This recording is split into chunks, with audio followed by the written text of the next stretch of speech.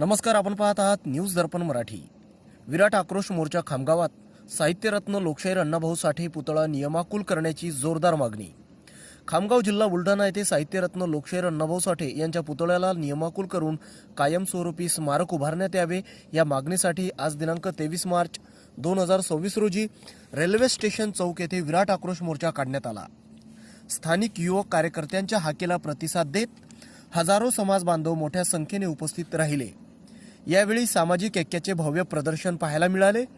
या प्रसंगी लोकनेते परिमल कांबळे, विलासराव मानवतकर, नानासाहेब शिंदे, आशुतोष खंडारे, सोपान वानखडे, नितीन सोनवणे, आशिष साळवे, कृष्णा नाटेकर, सुरेश बोरकर, लखन सोनोने, विनोद खवेकर, श्री सगटसर, सुरेश तांबे, विनोद चव्हाण, गणेश चांदणे, अर्जुन कासारकर, योगेश नाटेकर, किशोर गायकवाड, योगेश साबळे, सुभाष वानखडे, रुपेश अवचार यांनी या प्रसंगी प्रशासनाला तात्काळ निर्णय घेऊन अण्णाभाऊ साठे यांचा पुतळा नियमाकुल करून भव्य स्मारक उभारण्यात यावे अशी ठाम मागणी यावेळी केली।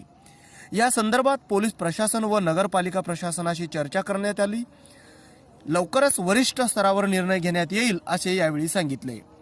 मोर्चामध्ये अनेक युवक, महिला, पुरुष व कार्यकर्ते मोठ्या संख्येने सहभागी झाले होते। ताज्या बातम्यांचे अपडेट मिळवण्यासाठी चॅनलला लाईक आणि सबस्क्राईब नक्कीच करा व बेल आयकॉनला प्रेस करा।